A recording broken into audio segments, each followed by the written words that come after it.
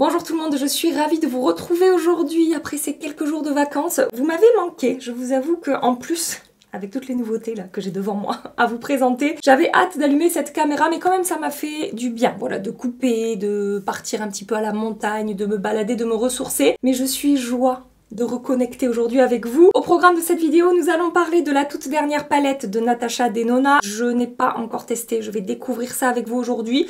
J'ai juste préparé les swatchs, c'est tout ce que j'ai fait. Je l'ai reçu avant-hier, je crois, et j'ai résisté. J'ai également devant moi les nouveautés de chez Dior, fond de teint en stick. Il y a des duos blush et contour qui sont sortis, et il y a un bronzer, voilà, un produit contour ou bronzer en stick selon la teinte que vous allez prendre. J'ai également devant moi les nouveaux anti-cernes de Danessa Myrix, la nouvelle poudre de Benefit, et je crois que j'ai fait le tour. Je pense que ça suffit déjà. On va avoir pas mal de choses à se raconter avec ces nouveautés-là. Rentrons tout de suite dans le vif du sujet. On va parler un petit peu de cette nouvelle palette. Je vous disais, la I Need Warm palette que j'ai commandée sur le site de Sephora.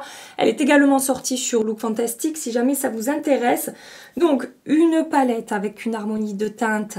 Je l'entends, je le comprends, très classique. Aujourd'hui, on va parler des teintes, un petit peu de la qualité. On a des nouvelles formules dans cette palette-là. Un mat entre la crème et la poudre, mais encore différent de cette formule qui existait déjà entre la crème et la poudre chez Natasha Denona. Et des gloss métalliques, je sais plus comment elle appelle ça, attendez. Je vais prendre mes petites notes. Ce sont les Metal Gloss, donc on a la teinte Snug qui est ici et la teinte Homey qui est ici. Je vous avoue que je n'ai pas vu grande différence avec d'autres formules qui existaient déjà chez Natasha Denona. Et en plus, je trouve que les deux teintes qui ont apparemment la même formulation ne swatchent pas de la même manière. Par exemple, la teinte Snug qui est ici, bon ben, j'ai trouvé ça très classique, un fard entre irisé et métallisé avec quelques petites particules de lumière, et la teinte Homey qui est ici, il me semble, oui c'est ça, beaucoup plus impactante, beaucoup plus lumineuse, avec un effet effectivement plus glossy, plus scintillant pailleté, je sais pas, je trouve ça différent entre les deux. Une formule que j'adore chez Natasha Denona, c'est par exemple cette teinte ici, la teinte Push. Elle appelle ça Sparkling Foiled. C'est vraiment très lumineux, pailleté, scintillant. Il y a beaucoup d'impact sur ce fard-là. Et ensuite, on a deux duochromes dans cette palette. Donc la teinte Phenomena ici, qui est un orangé cuivre doré vert, on va dire un petit peu, surtout cuivre et vert qui ressort sur cette teinte là. Et on a la teinte Dynamisme qui est ici, qui j'adore ce genre de teinte, vous savez, ça me fait fortement penser à la teinte Sienna. On a une base marron cuivre avec des paillettes de différentes couleurs. Il y a moins de shift que dans la teinte Phenomena, mais ça reste une très très belle teinte. Et ensuite on a la teinte Flash Over avec cette nouvelle formule entre la crème et la poudre. Et pour la comparer aux autres formules entre la crème et la poudre pour les mats chez Natasha Denona, c'est beaucoup plus velouté, beaucoup plus doux sous le doigt. Après pour les autres teintes, on est sur des mats classiques ou des lumineux plus, enfin, assez classiques aussi. De toute façon, c'est une palette classique qui tire sur le chaud, je dirais plutôt sur le pêche orangé, on va dire, et on a quand même des teintes neutres dans cette palette là, c'est pas que du chaud, et c'est pas très intense au niveau du chaud, je sais pas si vous voyez ce que je veux dire, ça reste nude, ça reste, voilà, entre le neutre et le chaud, quoi. Je sais pas comment vous décrire ça. Et juste, je vais vous mettre la I Need Nude palette à côté pour que vous puissiez comparer un petit peu. Mais je pense que vous avez déjà vu ça 1000 fois sur les réseaux. Voilà, la I Need Nude neutre qui tire plutôt sur le rose et le gris taupe froid. Et là, celle-ci, voilà, qui est plus chaude, plus pêche orangée. Dites-moi si elle vous plaît, cette palette, si, voilà, si vous avez craqué, est-ce que vous l'aimez, est-ce que vous l'appréciez. Je sais aussi qu'il y en a beaucoup, bah, comme d'hab, à chaque fois que Natasha Denona sort des palettes, il y en a beaucoup qui ont trouvé ça vraiment très chiant, si je puis me permettre. Parce que, comme je vous disais, des teintes qu'on connaît déjà, qu'on a déjà vu ailleurs. Rien de bien nouveau ou de bien particulier, donc dites-moi ce que vous en pensez, venez papoter avec moi. Moi, c'est clairement le genre de palette, effectivement, que je trouve très classique. Mais il y a quand même des fards que je trouve très très beaux dans cette palette, hein, comme je vous ai dit. Et c'est une palette clairement que je vais utiliser. Et je pense plus utiliser que la I Need Nude palette qui, je ne sais pas si vous vous souvenez, m'avait un petit peu laissé sur ma faim quand même. Déjà au swatch, je m'en souviens, j'avais pas été hyper emballée. Ça manquait pour moi d'intensité, en tout cas au niveau des lumineux, de lumière, d'effets scintillants, pailletés, métallisés. Et là, je trouve que, justement, on retrouve quand même pas mal de fards plus intéressant en termes de lumineux dans cette palette que dans la I Need Nude. Je vais prendre la teinte Mellow qui est ici. J'ai appliqué ma base en même temps que je papotais avec vous. Et avec un pinceau Refer, le numéro 15, je vais mettre ça un petit peu dans mon creux. Vous voyez, on a tout de suite sur cette teinte-là une couleur pêche hein, qui va ressortir sur ma carnation. Après, évidemment, tout dépendra de votre sous-ton de peau, de votre couleur de peau, tout simplement. Je vais un petit peu aussi refermer ici, commencer à créer la forme hein, de mon maquillage. Je prends cette teinte ici, pinceau 15 mini de chez Refer. Donc là, cette teinte, ça sera un petit peu plus neutre, un petit peu plus froid que la première teinte que j'ai appliquée. Elle est bien ressortie, hein, la première teinte. Je ne pensais pas qu'elle se verrait autant, vous voyez, sur ma peau. Je vais créer un petit peu de dimension dans mon creux. Vous voyez, ça, c'est quelque chose que j'aime bien dans cette palette. C'est ce que je vous dis, c'est qu'on a des teintes plutôt neutres et des teintes aussi un petit peu plus chaudes. Donc on va quand même pouvoir varier au niveau des teintes qu'on va utiliser et du rendu du maquillage du coup. Je vais maintenant tester cette nouvelle formule-là, donc le mat entre la crème et la poudre. C'est vraiment, je vous dis, sous le doigt, on a vraiment un effet poudre, si je regarde pas. Et après, regardez, vous voyez, on voit l'effet crème finalement sur la peau. Vous voyez, et une belle pigmentation, le fard s'étire bien, la texture a l'air vraiment très intéressante. Je m'attendais pas à ça en touchant ce fard. Donc pinceau 26 de chez Refer. Je vais intensifier comme ça mon coin externe. Je voulais juste voir, après je vais appliquer un petit peu de lumineux par-dessus, mais déjà voir sur paupières nues, on va dire, comment ça se travaille, comment ça s'applique. Pinceau 13 mini, toujours chez Refer. J'étire et j'estompe les bords. La pigmentation est très jolie hein. Sur ce fard, ça se construit bien, ça se travaille bien. Vous voyez, les bords s'estompent bien aussi. Je préfère ça que les autres entre la crème et la poudre là. C'est plus soyeux, plus velouté. Après, bon, au niveau du résultat finalement sur la paupière, voilà, ça s'apparente à un fard mat classique. Mais à travailler, c'est sympa. Et ça fait pas de chute du coup et tout, c'est pas mal du tout. Hein. Un petit patch parce que je vais commencer à travailler des fards lumineux. Sur les fards lumineux, je vais partir aussi sur les nouvelles formules hein, pour voir un petit peu ce que ça donne. Donc vous avez le fard Homey ici, qui est un de mes fards préférés au swatch. Hein, dans la palette, attendez, un petit swatch en direct. Regardez comme ça swatch bien, j'adore. C'est magnifique. Il est magnifique ce fard. Elle dit que ces fards Metal Gloss ont un effet mouillé avec beaucoup de dimensions, un effet avec plein de reflets. Donc on va voir ça. Je vais mettre ça sur ma paupière mobile. Bon, clairement le genre de fard qui se suffit à lui-même, hein, qu'on peut travailler seul. Oh j'adore. Il est magnifique. Oh. Après... Est-ce que je vois vraiment quelque chose de particulier en plus dans cette formulation-là par rapport à d'autres fards que j'aime déjà chez Natasha Denona ou quoi? Pas forcément, ça reste, voilà, c'est très très beau, mais on est sur un fard scintillant, pailleté, métallisé. Elle nous a déjà sorti des trucs comme ça. J'ai du mal à dire qu'il y a vraiment une différence par rapport, par exemple, au fard Push, qui est, je vous dis, ce fard sparkling foil, je crois elle appelle ça. Je trouve que ça se rapproche beaucoup, moi, en fait, entre les deux. Vous voyez? Mais en tout cas, ce fard est magnifique. Je vais prendre la teinte qui est ici, un métallique champagne classique. Je vais mettre ça dans mon coin interne. Bon, c'était manière de voir ce que ça donne, mais je pense que par rapport voilà, à ce qu'il y a à côté, ça va être plus discret, plus léger. Je sais pas si on verra. Si, moi je vois un petit peu la différence. Ouais, il y a moins d'effet pailleté scintillant. C'est plus effectivement un effet métallisé. Mais il y a quelques petites particules de lumière quand même dedans. Et ensuite j'ai envie de prendre ce duochrome là, Dynamisme. J'ai pris un autre pinceau 28 de Refer. Et je vais mettre ça dans mon coin externe. Je prends la teinte Hunker ici. J'ai l'impression qu'à la caméra, elle est un petit peu plus chaude que dans la réalité. Bon, après, vous avez plein de visuels hein, sur Internet si vous voulez vraiment voir. Mais ouais, ça ressort un petit peu plus chaud dans le retour écran que ce que j'ai moi sous les yeux. Et je vais m'en servir pour intensifier mon coin externe.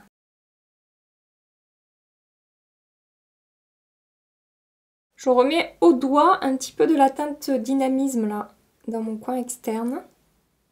Elle est magnifique cette teinte et si vraiment, j'insiste, hein, si vous aimiez la teinte Sienna chez Natasha Denona, que ce soit dans... Elle était dans une mini, je crois que c'était la mini nude, il me semble.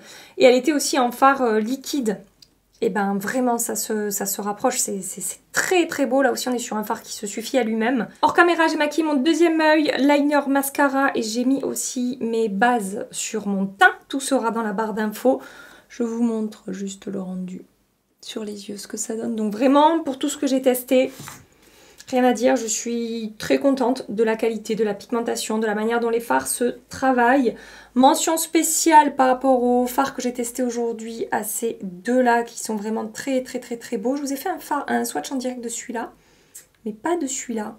Et j'aurais dû, parce que je vous dis ô combien il est beau, mais je vous montre pas en détail. Regardez ça. Oh, et ça swatch tellement bien là, c'est crémeux, fondant, scintillant, pailleté, c'est vraiment très joli. Je terminerai mon maquillage des yeux quand j'aurai fait mon teint. On va parler maintenant du nouveau fond de teint stick de chez Dior. Il s'agit du Dior Forever Skin Perfect que j'ai pris en teinte 2W. Ça j'ai eu le temps de tester maintenant depuis un petit moment. Laissez-moi vous montrer la teinte qui me convient plutôt bien. Peut-être en plein hiver ça aurait été un tout petit peu foncé, mais là comme ça franchement c'est pas mal du tout. C'est une texture crémeuse et en même temps très fine. Ça laisse pas d'effet gras sur la peau ou trop crémeux justement. Donc je l'ai testé plusieurs fois. Maintenant ce que je fais c'est que ouais, je le mets directement sur ma peau comme ça.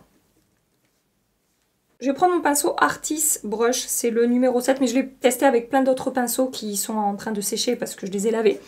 Et ça s'est toujours très bien passé. Donc au niveau de ses promesses, c'est un fond de teint, donc multi-usage, 24 heures de tenue et d'hydratation. Donc on a un effet, enfin, voilà, comme dans tous les produits teint maintenant qui sortent, on a des soins. Ce sont des produits maquillage infusés de soins. Ils disent que ce fond de teint offre un fini naturel et floutant, une couvrance modulable à l'envie, s'estompe facilement et s'oublie pour une sensation de confort qui dure 24 heures. Donc pour l'avoir testé maintenant, je dirais 4 ou 5 fois, très belle surprise ce fond de teint. Il a une très jolie texture, effectivement facile à travailler, qui fusionne très bien avec la peau. Il a un effet effectivement... floutant, après c'est pas non plus comment dire, révolutionnaire encore une fois, hein. C'est pas le truc qui va faire disparaître toute votre texture de peau, les irrégularités, tout ça. Voilà, il y a un petit effet floutant qui est sympa, très fin, comme je vous dis, pas d'effet gras, pas d'effet collant. Pour le comparer un petit peu au Anastasia, que j'aime bien aussi, l'Anastasia a une texture quand même plus riche, plus lumineuse. Là ça dégage de l'éclat, mais c'est très naturel en fait au niveau de la lumière. Le Anastasia est ouais, plus costaud en termes de texture crémeuse, onctueuse, bien que très fin sur la peau, avec un effet seconde peau et tout. Le Dior est plus couvrant, je trouve qu'on peut plus facilement moduler avec le Dior. Bien que, eux ils disent modulable à l'envie, c'est-à-dire qu'on peut vraiment avoir toutes sortes de couvrance avec ce fond de teint. Moi je dirais couvrance légère à moyenne quoi. Mais il se module quand même plutôt bien. Après ce qu'on peut faire aussi, là je le fais au pinceau, mais vous pouvez sur une imperfection... déposer comme ça et après tapoter au doigt pour construire un petit peu plus d'intensité sur certaines zones. Il est très confortable à porter, il a une texture stretch qui s'étire bien, qui s'applique bien et en même temps ça se construit rapidement. Je pense que l'Anastasia pour les peaux sèches à très sèches, ça sera encore plus intéressant au niveau de sa texture crémeuse et fondante que le Dior, bien qu'il ait une texture crémeuse qui se comporte très bien sur ma peau, même sur mes zones un petit peu déshydratées que j'ai pu avoir ces derniers temps. Et qu'est-ce que je peux vous dire d'autre? Ouais, après le Dior unifiera quand même plus le teint que le Anastasia. Je reviendrai ce soir pour vous montrer la tenue, mais il évolue très bien sur ma peau mixte avec une base matifiante en dessous et une poudre matifiante également au-dessus. Mais je pensais briller beaucoup avec ce fond de teint. et ça n'est pas le cas. Franchement, très belle découverte. Comme anti-cerne, je vais utiliser la nouveauté de Danessa Myrix que j'ai acheté sur Beauty Bay. C'est le Yumi Skin Lift and Flex Concealer pour les yeux et le visage. J'ai la teinte numéro 7. Donc encore une fois, texture hybride. Donc une formule qui va prendre soin de la peau, hydrater, smoother, lisser. En tout cas, c'est ce qui est dans les promesses. Fini mat. Il dit ça aussi, ça fait un petit moment que je le teste, hein, cet anti-cerne. Fini soft mat, pardon, je vous ai dit mat, mais non, c'est soft mat. Nourrit, hydrate, illumine la peau. Et donc, cet anti-cerne, il a une couvrance moyenne. Il a une très jolie texture, effectivement, il n'est pas épais du tout. Ça se passe bien à l'application. C'est un bon anti-cerne. Après, j'ai pas eu de coup de cœur particulier. Voilà, c'est pas le produit que je n'ai plus quitté depuis que je l'ai testé, comme d'autres produits ces derniers temps. Il faudra que je vous en parle, hein. Je vais vous faire une petite vidéo récap là, des produits que j'ai utilisés pendant mes vacances qui ne m'ont pas quitté, tout ça. Regardez, sa texture est vraiment très belle. De ce côté-là, je n'ai rien à dire. Ça a même lissé et flouté le contour de mon œil, ça a atténué mes petites rides et ridules que j'ai ici. Vraiment très beau à l'application. De mon côté, par rapport à mes goûts, il va manquer d'un petit peu de couvrance. Quand même. Et après au niveau de la tenue, bah c'est bien, mais c'est pas l'anti-cerne qui va le mieux tenir sur le contour de mon œil. Encore une fois, le combo Haus Labs Natasha Denona, ou même utiliser les deux séparément, ils tiennent quand même un petit peu mieux que cet anti-cerne Danessa Myrix. C'est-à-dire que le Danessa Myrix, il va alors pas avoir d'effet sec, ni craquelé, la texture est vraiment stretch, c'est infusé de soin, c'est hydratant, tout ça, donc c'est confortable de ce côté-là, il n'y a pas de souci. Mais il peut avoir tendance à filer quand même un petit peu au cours de la journée. C'est le petit hic pour moi, c'est pas un flop, mais c'est pas du 100% non plus avec cet anti-cerne. C'est un bon produit, je suis pas non plus complètement bluffée par cet anti-cerne. Pour poudrer mon teint, d'un côté, je vais utiliser ma poudre Huda Beauty. Je passe ça en accéléré, hein. Je vais faire ça à la houppette. Et de l'autre côté de mon visage, je vais utiliser la nouvelle poudre de chez Benefit. Il s'agit de la The Professional Power Powder, qui est une poudre libre, fixante et matifiante à effet flouté. Je l'ai achetée chez Sephora. Donc cette poudre-là, je l'ai testée 2 fois déjà. J'ai pas assez de recul vraiment pour vous dire ce que j'en pense. Mais globalement, ça s'est bien passé quand même. Donc j'ai pris l'autre côté de ma houppette. Donc au niveau des promesses, ils disent qu'elle floute les pores. Effet lissant, non comédogène, longue tenue, formule translucide, fini, mat, naturel. Effectivement, elle a un effet floutant et lissant. Chaque fois que je l'applique, je le vois, qu'elle atténue l'apparence de mes pores. Donc cette promesse-là est tenue. Elle ne modifie pas la couleur du fond de teint que j'ai appliqué en dessous. Parce qu'elle peut paraître un petit peu teintée, en fait. Attendez, je vous montre dans le capuchon. Elle est un petit peu teintée comme ça, mais moi finalement appliquée sur ma peau, ça ne dénature pas du tout la couleur du fond de teint. Elle est vraiment très fine, elle ne se voit pas sur la peau, pas d'épaisseur, voilà, c'est vraiment complètement imperceptible, encore une fois, au niveau du rendu sur la peau. Donc elle est censée contrôler les brillances tout au long de la journée. Du peu que j'ai vu, j'ai trouvé effectivement que je ne brillais pas plus que ça avec cette poudre. J'avais peur un petit peu, voilà, on est en plein été avec ma peau mixte et tout. Je peux avoir tendance à quand même briller rapidement et fort sur ma zone T. Donc je pense qu'elle a vraiment, oui, effectivement un effet contrôle sur les brillances. C'est mat, mais c'est pas un produit qui va plomber le teint. Par contre, pour la comparer par exemple à la poudre Huda Beauty, elle est plus teintée, la poudre Huda Beauty, donc elle va avoir un effet un petit peu plus correcteur. Elle va unifier par-dessus le fond de teint et la poudre Benefit, elle est beaucoup plus translucide. J'ai plus un effet filtre. Côté Huda Beauty, j'ai hâte de tester les nouveautés Huda Beauty, vous imaginez pas. Vu la campagne de com, de marketing qu'elle a fait sur les réseaux, vraiment, ça donnait envie. Bref, donc côté Huda Beauty, un petit peu plus flouté. Côté Benefit, très beau sur la peau, très jolie texture, comme je vous ai dit. Mais un effet un peu moins corrigé. Après, tout dépend de ce que vous recherchez, encore une fois. On va repasser chez Dior maintenant, on va parler des nouveaux duos qu'ils ont sortis. Donc, ils ont sorti duo contour highlighter et duo blush highlighter. Je sais, cette vidéo, c'est la vidéo de la ruine. J'utilise des produits marque luxe, marque pro. Ça coûte une blinde. J'ai des vidéos petit prix qui arrivent très bientôt. J'ai découvert des produits petit prix super. Il faut que je vous en parle. J'ai d'autres produits petit prix à tester. Comme d'hab, voilà, il y en a pour tout le monde sur cette chaîne, des fois des vidéos avec des produits qui coûtent cher. Et on a aussi pas mal de vidéos avec des produits à plus petit prix. Bref, parenthèse fermée. Ce sont les rouges blush couleur and glow. On a 2 teintes dans les blushs et 2 teintes dans les contours bronzer. Duo contour comme ça, j'ai pris la teinte 100 Diorissimo et duo blush highlighter, j'ai pris la teinte 257 Dior Riviera. Ici le duo contour. Et ici, le duo blush. J'ai quelques petits trucs à vous dire par rapport à ces duos. Enfin, quelques petits trucs. Un truc en particulier. Donc, je vais commencer par le contour et par cette teinte-là. Donc, cette teinte contour, j'adore. Magnifique. Très soyeux, très fin. Une teinte qui va très très bien à ma carnation. C'est un rendu super naturel hein, sur ma peau. C'est plutôt un produit qui va structurer, mais c'est vraiment neutre en fait. C'est pas trop chaud. C'est pas trop froid, on n'a pas une teinte grise. Pigmentation légère à moyenne. Après, c'est le genre de texture très, comment dire, hybride entre le gel et la poudre. Un petit peu comme le Pro Bronze Fusion de Make Up Forever. J'en parlais avec Cathy, celle qui m'a dit ça et je suis d'accord avec elle. C'est ce genre de texture-là. Donc, utilisez un pinceau plutôt dense pour prélever ces textures. Ça fonctionnera mieux qu'avec des trucs trop fluffy qui prélèveront pas assez de matière. Regardez-moi ça. J'adore ce produit. Ça a structuré, ça a réchauffé en même temps. C'est hyper discret, hyper naturel. Si vous aimez structurer votre visage, mais pas avoir une barre grise comme ça, trop marquée sur la peau, cette teinte sur ma carnation, c'est parfait.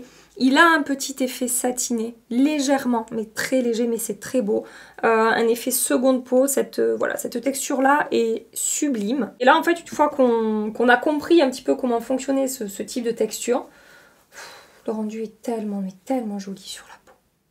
J'adore ce truc, j'adore. Ça, clairement, ça fait partie des produits, depuis que j'ai acheté et que j'ai testé, je n'ai utilisé que ça pour réchauffer mon teint. Maintenant, je vais appliquer l'enlumineur avec un pinceau Zoeva 143. Donc, sachez que l'enlumineur dans ce duo-là, j'ai zéro souci avec. Il est très joli. Il a une texture fine qui fusionne bien avec ma peau, qui marque pas, qui fait pas sec. Pas d'effet scintillant ou pailleté. On a quelques petites particules de lumière, mais c'est tellement fin, en fait. C'est tellement petit qu'on n'a pas un rendu pailleté. On a vraiment un très joli rendu sur la peau. Ce duo, vraiment, je suis conquise. Pour le blush, même texture que pour le bronzer. Au niveau de la texture, c'est très très joli. Il faut un pinceau assez dense. Donc là, je prends un pinceau 04 de chez Reifer. Texture pareil, hybride entre le gel et la poudre. C'est très soyeux, c'est très très joli. Ça ne sera pas assorti à mon maquillage des yeux, mais c'est pas grave. Après, la teinte, c'est joli, hein, mais c'est un poil léger pour moi. Enfin, je sais pas comment vous dire. Si, c'est un poil léger pour moi. Je pense qu'en plein hiver, ça ira mieux. Mais c'est un joli rose, très doux. Vraiment bonne mine. Ça manque un petit peu d'intensité à mon goût. Peut-être d'un côté un tout petit peu plus chaud aussi, peut-être. Par contre, la texture est magnifique, ça c'est clair. Mais à chaque fois que je l'ai utilisé, ben, j'ai toujours tendance à avoir envie d'aller chercher un autre blush, comme par exemple celui de Fenty que je n'ai pas quitté non plus de l'été, et à en remettre un petit peu par-dessus. Voilà, ça c'est un souci de teinte plus que de texture. Donc si vous êtes dans les mêmes tonalités de peau que moi ou plus foncé, peut-être partez sur l'autre duo, mais attention, les enlumineurs dans les duos blush comme ça, et j'ai pu swatcher l'autre teinte dans mon Sephora, c'est très pailleté.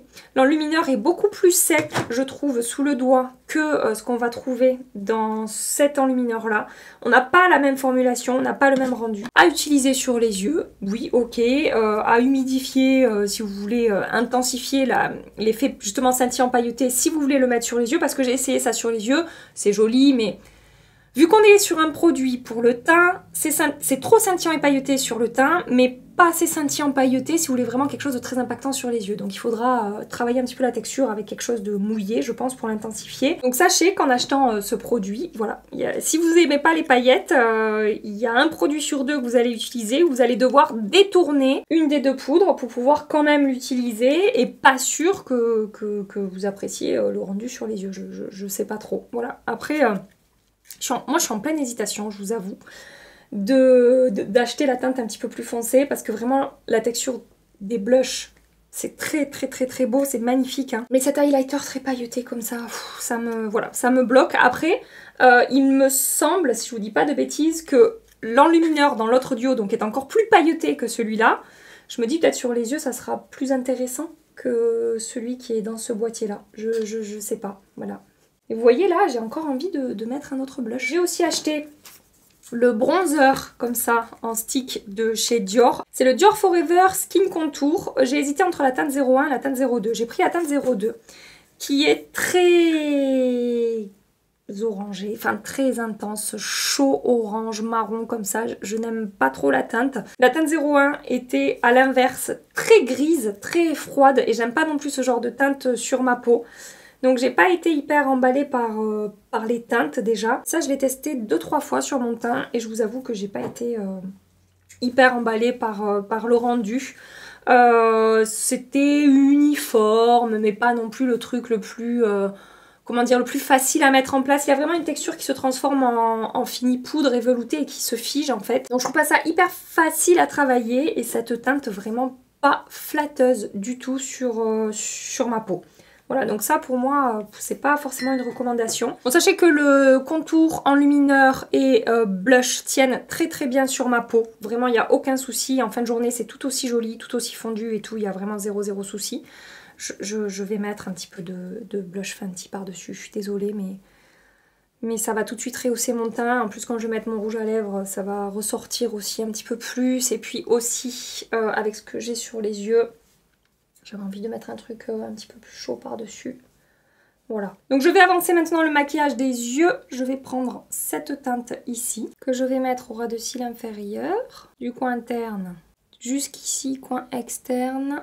Je prends la teinte Snug ici, qui est la deuxième formule Metal Gloss, là. Je suis en train de perdre ma voix déjà. C'est la reprise et je perds déjà ma voix. C'est bien, hein? Donc je vais mettre ça au pinceau. Je vous ai pas dit, 0,3 Refer. Ras de cils inférieur, coin interne. Je vais prendre le duochrome ici, Phénoména. Ras de cils inférieur au centre de mon œil. Ouais, le côté cuivré ressort. Bon, en même temps, c'est ce qui ressort aussi le plus dans la palette. C'est vraiment la teinte dominante sur ce duochrome. C'est le orange en fait. Et ensuite, je prends cette teinte ici. J'ai fait tout mon ras de cils inférieur avec le même pinceau. Bon, à chaque fois, je l'ai nettoyé dans un chiffon pour enlever le fard précédent qu'il y a dessus. Il ressort vraiment très bien le fard duochrome là. Même au ras de cils inférieur, voilà, où on en met vraiment une petite quantité. Ça, tout de suite, ça a fait popper mon ras de cils inférieur. Donc ça, c'est cool. Et ensuite, je prends cette teinte ici. Voilà. Très jolie. Très belle lumière. Je m'attendais à un truc plus léger, vous voyez, en lumière. Finalement, là, encore interne, ça ressort bien. Et pour finir ce maquillage, je vais appliquer un rouge à lèvres Fenty Beauty. Je vous avais dit avant de partir en vacances que j'achèterais d'autres teintes parce que j'ai eu un coup de cœur pour ces produits. J'avais commencé avec 2 teintes. J'en ai acheté 3 autres, dont la teinte Spice Cold 08. Ce sont les Fenty Beauty Eye Shine Gloss Bomb. Il me semble c'est écrit en tout petit.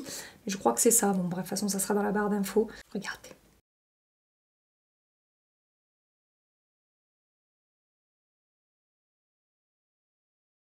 Quand j'ai vu les swatchs sur internet, je pensais que ça allait être quelque chose de très marron foncé.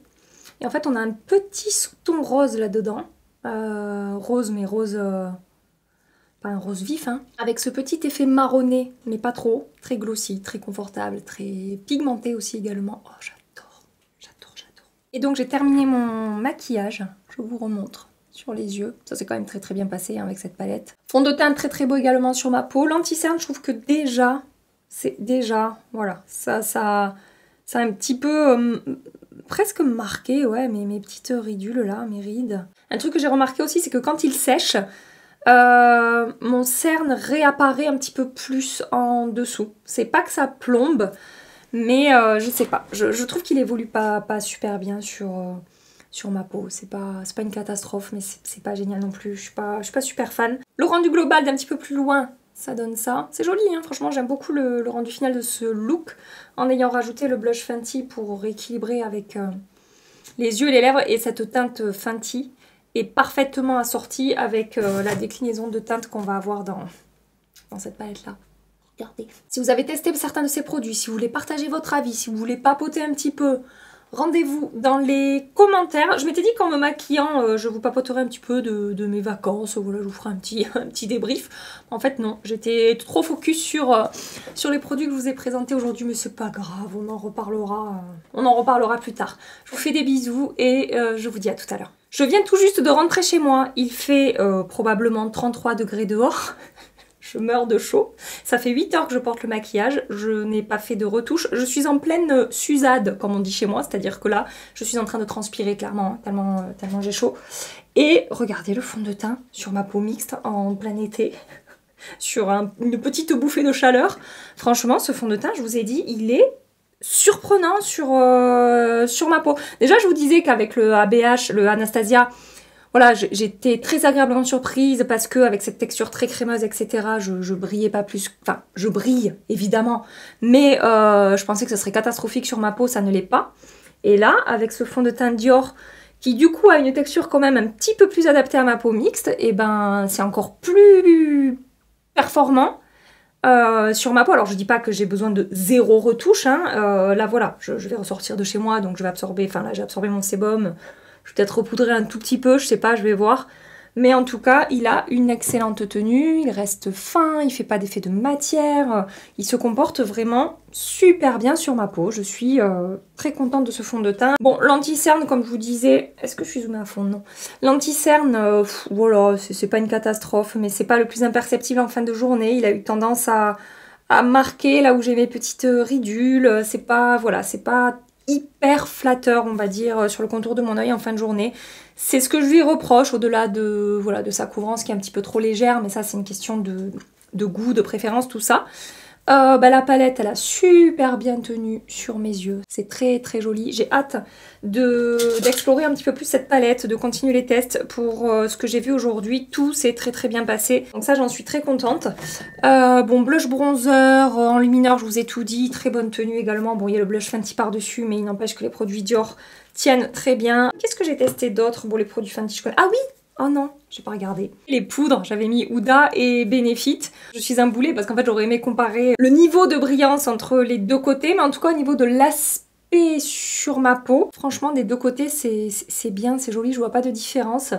Et au niveau des brillances, bon, si j'ai rien remarqué, c'est que je sais pas, j'ai pas été interpellée par un côté qui brillait plus que l'autre. Il va falloir que je creuse un petit peu plus de ce côté-là. Je vais en remettre un petit peu de la poudre Benefit pour voir ça, comment ça se comporte en retouche. Oh, bah, ça rematifie bien et ça relisse très bien. Non, elle a une belle texture, hein, cette poudre. Hein. Vraiment, ça se passe bien l'application. Ça a bien fixé mon maquillage et je vous dis, j'ai pas vu vraiment de différence, en tout cas au niveau de la tenue de mon make-up entre la Benefit et la Huda, mais je préfère l'effet un petit peu, comme je vous ai dit, unifiant, un petit peu teinté de la Huda. Je vais vous laisser ici pour aujourd'hui.